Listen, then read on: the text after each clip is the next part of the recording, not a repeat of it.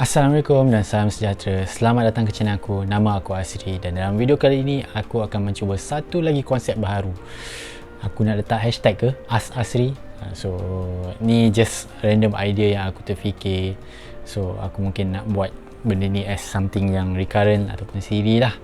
So just random question yang korang tanya di ruangan media sosial aku, sama ada di Twitter, Instagram, ataupun mungkin aku akan buat poll ataupun question dekat YouTube, dan aku akan cuba jawab secara ringkas dan spontan dan tengok apa sambutan untuk siri ni. Dan kalau mendapat sambutan, mungkin aku boleh buat dengan kekerapan yang lebih selalu untuk berkongsi info dan juga menjawab persoalan-persoalan yang mungkin aku tahu ataupun aku boleh bantu.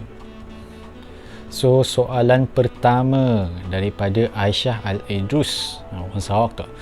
Persediaan marathon. Hihihi.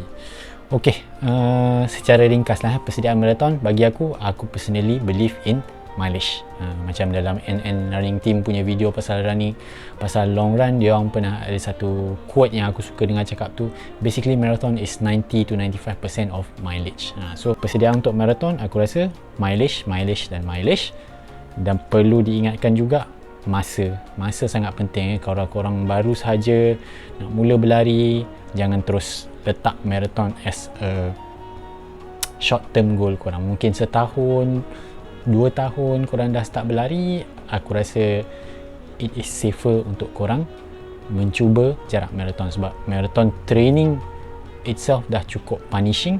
Ini kan pula menghabiskan satu larian marathon. Next question daripada Ajit, Abang Ajit.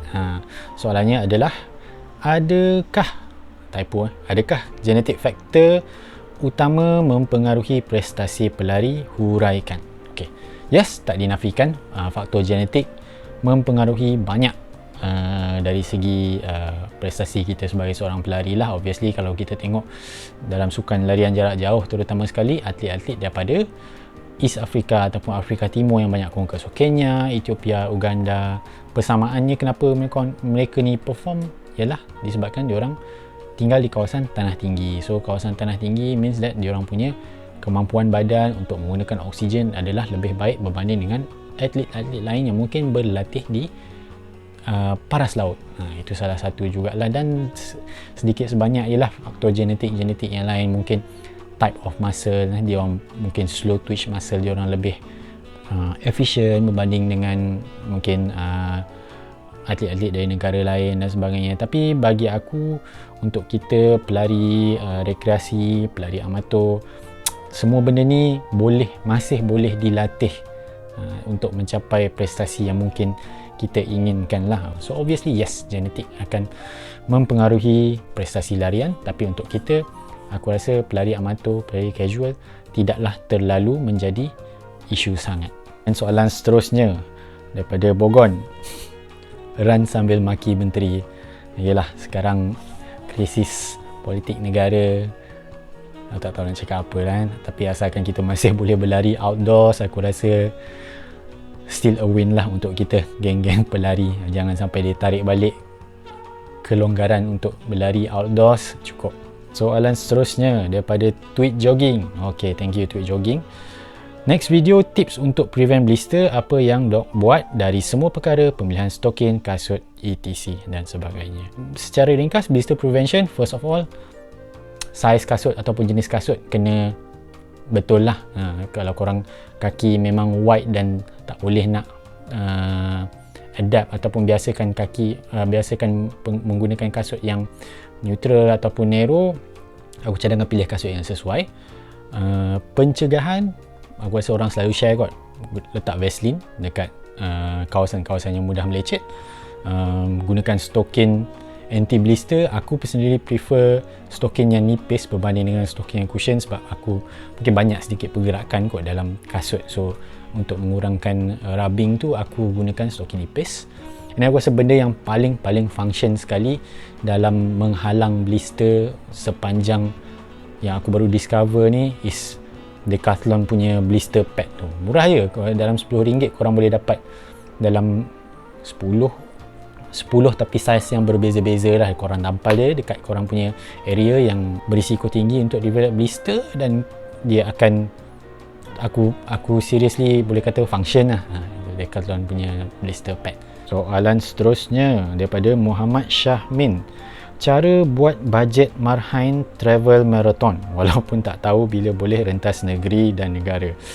Okey, ni aku tak adalah buat ataupun pergi runcation. Orang panggil runcation maksudnya kita bercuti sambil menyertai acara larian di kawasan luar daripada tempat tinggal kita lah.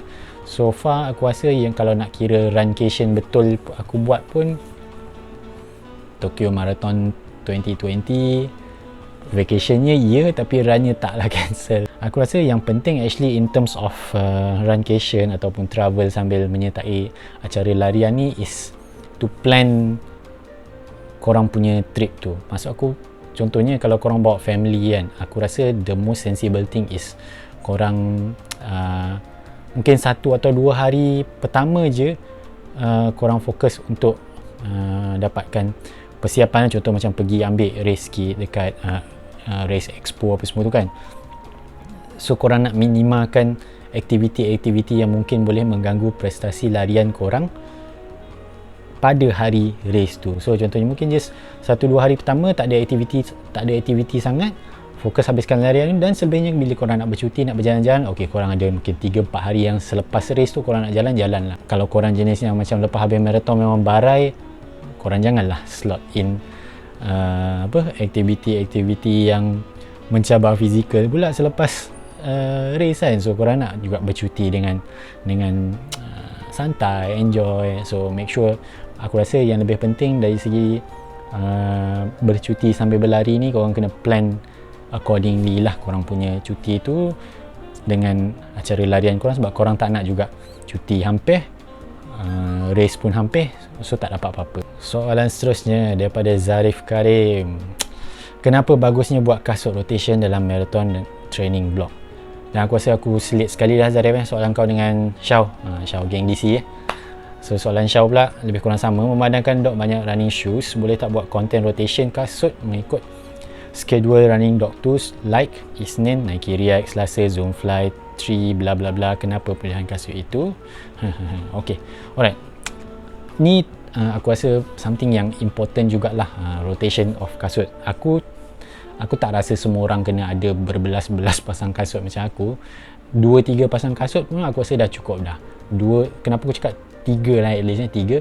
2 kasut yang korang akan rotate untuk training korang, 1 kasut korang simpan untuk race ataupun specific session and training yang mungkin lebih laju daripada biasa. Running is a very repetitive type of sport. So korang berlari, korang buat pergerakan yang sama je, kaki korang akan menghadapi impact dan stres yang sama daripada menghentak permukaan jalan. So bila korang gunakan kasut yang berbeza-beza, dia akan boleh membantu mengurangkan injury dan pada masa yang sama boleh membantu menguatkan ataupun mengaktifkan muscle yang korang mungkin tak guna sangat dengan sejenis kasut yang korang pakai sama saja sepanjang masa. Itu aku rasa itu benefit utama konsep shoe rotation, selain daripada obviously memanjangkan usia kasut korang lah. Kalau hari-hari korang lanyak kasut yang sama, dilekang tak lama dah 300-400 km, maybe dia punya tapak dah keras lah. Padahal kalau korang mungkin recycle atau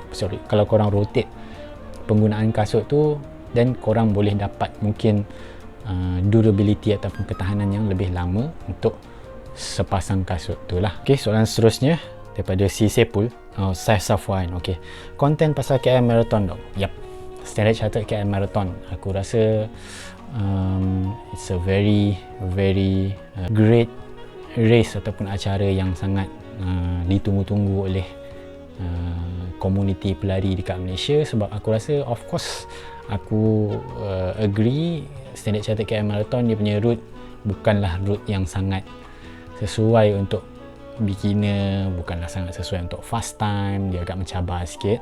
Tapi just for the sake of dia punya kemeriahan, dia punya vibe kan, orang 40,000 orang berlari pada masa yang sama, the support, the crowd, the energy yang korang dapat daripada race tu is something yang aku rasa setanding dengan acara-acara di luar negara jugalah.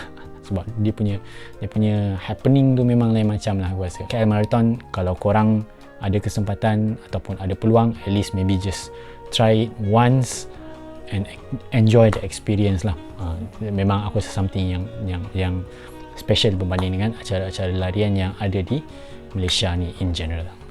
Daripada Humaidi Adnan, persediaan marathon, berapa minggu yang optimum? Start minggu depan, cukup tak untuk prepare KLSCM VR bulan 11 nanti? Okey, untuk konteks video ni, kalau korang tengok video ni kemudian lah, aku buat video ni pada bulan Ogos, awal bulan Ogos. So KLSCM VR pada bulan 11, so bulan 8, bulan 9, bulan 10, bulan 11, 4 bulan ataupun 16 minggu cukup aku rasa. Untuk training marathon, aku personally believe untuk kita pelari amatur ni 16 minggu 18 minggu adalah tempoh latihan yang sesuai untuk mempersiapkan diri kita dan membina mileage. Macam yang aku bagi tahu dalam soalan yang awal-awal tadi, mileage masih merupakan komponen utama dalam sesebuah blok latihan maraton lah. Ada orang boleh discount sikit sampai 12 minggu, mungkin dia orang dah buat base training yang cukup. That's why aku rasa 16 minggu is sesuai ataupun selamat untuk pelari yang dah ada konsistensi. Okay, bukan beginner. Kalau maksud aku beginner ni kosong, tak pernah berlari langsung, aku rasa macam aku beritahu tadi, kalau korang tak pernah langsung berlari, aku rasa setahun lah baru korang look into ataupun consider untuk berlari marathon. Tapi kalau korang dah pernah, contohnya macam dah pernah lari beberapa half marathon kan, baru nak cuba nak attack this marathon distance, yes, aku rasa 16 weeks is the safe time untuk membuat plan latihan ataupun blok latihan untuk menghadapi maraton.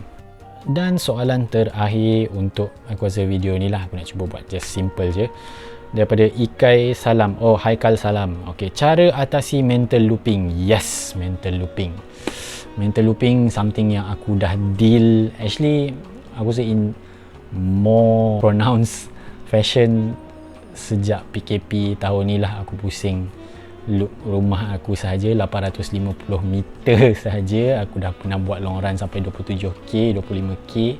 Pusing memang agak barai dan mental lah. Setengah orang mungkin simple, aku rasa yang paling common sekali semua orang buat is dengar lagu. But sometimes bagi aku, kalau jarak dekat ataupun daily training, yes, aku enjoy dengar lagu. But kalau untuk yang longer runs, contohnya longer runs, aku prefer untuk dengar macam podcast ataupun audiobook. So kenapa podcast ataupun audiobook? Tak semestinya berkaitan dengan running pun. Kadang-kadang aku dengar macam Sky Sport, football lah, dengar Gary Neville dengan Jamie Carragher gaduh ke, dengar pasal F1 ke, dengar pasal anything lah, motivational talk, TED talk, semua benda-benda macam tu. So bila korang dengar podcast, so pada masa yang sama korang boleh menambah ilmu ataupun info ataupun knowledge lah. Okay, aku rasa itu sahaja untuk video aku kali ini. Aku rasa aku quite enjoy jawab soalan-soalan ringkas, tak perlu go into details, tak perlu, just share ataupun berkongsi di info ataupun knowledge from the top of my head. So kalau korang rasa konsep Ask Asri ataupun tanya soalan di media sosial dan aku jawab secara ringkas is interesting, ataupun korang nak tengok lebih banyak lagi konten yang macam ni, jangan lupa like, tinggalkan komen dekat ruangan komen di bawah, share kalau ia bermanfaat, subscribe channel ni, jangan lupa follow aku di ruangan media sosial. Terima kasih kerana sudi menonton video aku. Berjumpa lagi dalam video next. Bye bye.